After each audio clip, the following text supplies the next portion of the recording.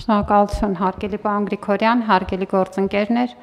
ներկայացնում եմ բարձրագույն կրթության և գիտության մասին օրենքի և հարակից օրենքներում փոփոխություններ և լրացումներ կատարելու մասին օրենքների նախագծերին հավանություն տալու մասին կառավարության որոշման նախագիծը, որը ըստ էության թույլ տվեք ասել բարձրագույն կրթության և գիտության ոլորտի ինստիտուցիոնալ բարեփոխման ողնաշարն է։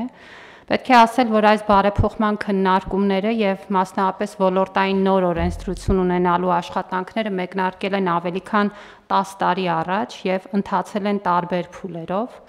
Կառավարության քննարկմանը ներկայումս ներկայացված փաթեթը մշակվել է հիմք ընդունելով մի կողմից 2021-ին ազգային ժողովի կողմից ընդունված, սակայն Սահմանադրական դատարանի որոշմամբ ուժի մեջ չմտած օրենքը, մյուս կողմից էլ իրականացվել է նաև լրամշակման աշխատանքներ երկու փուլով, որոնք հիմքում են ունեցել արդեն Հայաստանի Հանրապետության կրթության մինչև 2030 թվականի զարգացման պետական ծրագրի դրույթները, որտեղ որ հստակեցված են բարձրագույն կրթության և հետազոտության ոլորտում մեր թիրախները և նաև մասնավորապես ակադեմիական քաղաքի հայեցակարգը։ Հետևաբար ներկայացված փաթեթը ամբողջությամբ արտացոլում է կառավարության ռազմավարությունը այս ուղղությամբ։ Պետք է ասեմ նաև, որ ներկայացված նախագծով մենք ունենում ենք հնարավորություն ներկայումս ոլորտը կարգավորող տարբեր ժամանակներում ու պայմաններում ընդունված 4 օրենքների փոխարեն ունենալ մեկ ամբողջական համալիր օրենսդրական փաթեթ, որը որ խոշոր փոփոխություններ է նախատեսում մի քանի ուղղություններով ու մինչև դրանց անդրադառնալը թույլ տվեք համառոտ խոսել հիմնական խնդիրներից, որոնց որ ուղղված է կարգավորել այս փաթեթը։ Ոչ մեկիս համար գաղտնիք չի, որ մենք ունենք շատ լուրջ և համակարգային խնդիրներ բարձրագույն կրթության և գիտության ոլորտում և մի քանի պարզ ցուցանիշներ ցույց են տալիս, թե ինչպիսին է իրավիճակը։ Բարձրագույն կրթությունը տարիների ընթացքում հեռացել է հետազոտահենք կրթության օրակարգից, ձևափոխվելով առավելապես դասախոսությունների վրա հիմնված գործընթացի,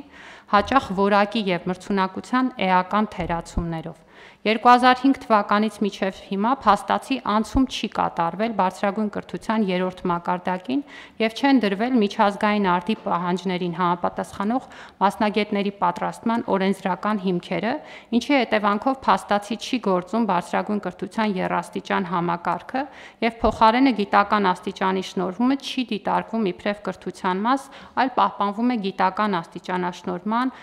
սովետական համակարգից ժառանգած երկաստիճանությունը։ Գիտական գործունեությունը կազմակերպվում է հիմնականում գիտահետազոտական ինստիտուտներում, չնախատեսելով որևէ ինստիտուցիոնալ գործիքակազմ բուհական համակարգի հետ համագործակցության առումով։ Միևնույն ժամանակ գիտական գործունեությունը առանձին է նաև տնտեսական ոլորտից և ըստ էության խաթարված է բուհ, հետազոտություն, տնտեսություն եռանկյունը։ Տարիների ընթացքում նաև թերի իրավական դաշտը, անբավարար ֆինանսական ռեսուրսները ձևավորել են այս կազմակերպական ձևերի միջև որոշակի անտագոնիզմ և իրականում այս պահին համագործակցությունը, եթե նույնիսկ ցանկություն կա, հանդիպում է շատ լուրջ խոչընդոտների։ Մենք ունենք նաև շատ լուրջ խնդիրներ կապված մեր գիտական աշխատանքում ներգրավված աշխատակիցների տարիքային կազմի հետ և այս ինստիտուցիոնալ ոչ բավարար վիճակը չի նպաստում նաև ինստիտուցիոնալ սերնդափոխությանը։ Եթե մի քանի թվերով ասեմ, հիմա մենք ունենք պետական բազային ֆինանսավորում ստացող 44 գիտահետազոտական կազմակերպություններ, որոնցից 36-ը գտնվում են ակադեմիայի համակարգում և փաստացի այս կազմակերպություններում նաև մրցակցայնության ու մասնակցայնության հաշվետվողականության խնդիրներ ունենք։ Մի պարզ ցուցանիշով այս համակարգում ներգրավված յուրաքանչյուր ավելի քիչ քան 2 գիտական աշխատակցին զուգահեռ ներգրավված է 1 վարչական կամ սպասարկող աշխատակից։ Գիտության ոլորտին հատկացվող բազային ֆինանսավորման 73%-ը ուղղորդվում է ակադեմիայի համակարգի կազմակերպություններին, սակայն մեր գիտական արդյունքի միայն 32%-ն է, որ սրա արդյունքում ներկայացվում է հենց այս համակարգի կողմից։ Դեմոգրաֆիական խնդիրների մասին խոսելով ակնհայտ է, որ ծերացմանը զուգընթաց, չնայած մենք ունենում ենք մուտք գործող երիտասարդներ, կառավարության վերջին տարիների քաղաքականության և գիտության ոլորտում վարձատրությունը գրավիչ դարձնելու հետևանքում, սակայն սա ինստիտուցիոնալ սերնդափոխություն չի, որտեղ գիտելիքի փոխանցումը ինստիտուցիոնալ չի։ Նաև բուհերի մասին անդրադառնալով մենք 60 բուհեր ունենք, ինչը նշանակում է, որ ըստ էության յուրաքանչյուր 50,000 բնակչին 1 բուհ կարող է ուրեմն համամասնությունը գործել, ինչը միջազգային ուրեմն չափանիշների համեմատ էապես խեղված ցուցանիշ է, եւ ինչը կարեւոր է, բուհական համակարգում իրականացված վերլուծությունները ցույց են տալիս, որ ամբողջ համակարգում ներգրավված ակադեմիական անձնակազմի միայն 6%-ն է հանդիսանում գիտական աշխատող, եւ ընդ որում գիտնական կա, գիտական գոնե 1 աշխատող կա 60 բուհերից միայն 15-ում, այսինքն մնացյալ 45 բուհերում կրթությունը իրականացվում է բացառապես դասավանդման եղանակով։ 51%-ը մեր բուհերում դասավանդող անձնակազմի գիտական աստիճան ընդհանրապես չունի։ Այս ցանկը կարելի է երկար շարունակել, ինչու եմ սա ասում։ Մի պարզ պատճառով, որ այս ոլորտում բարեփոխումները այլընտրանք չունեն եւ այնինչ առաջարկվում է նաեւ կարելի է համարել ուշացած։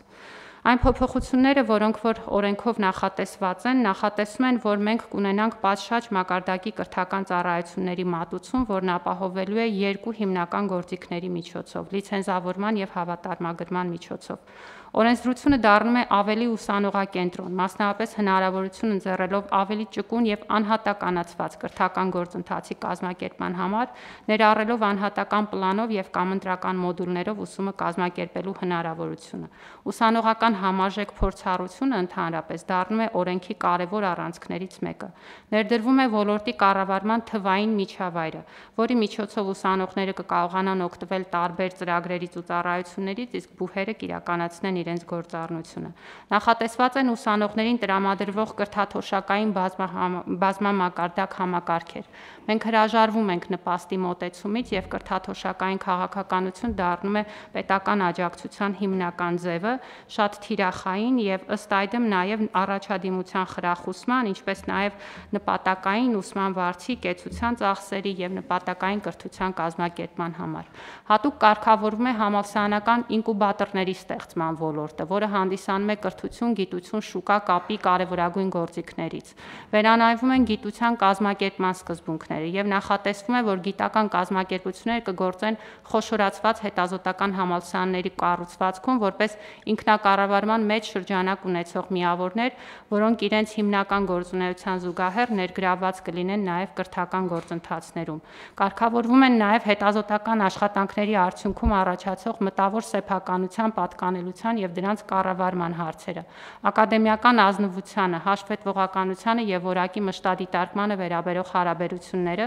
ինչպես նաեւ ֆինանսավորման եւ ավելի մեծ համալսարանական համակարգում գիտական կազմակերպությունների աշխատանքների կազմակերպման իրավական շրջանակը։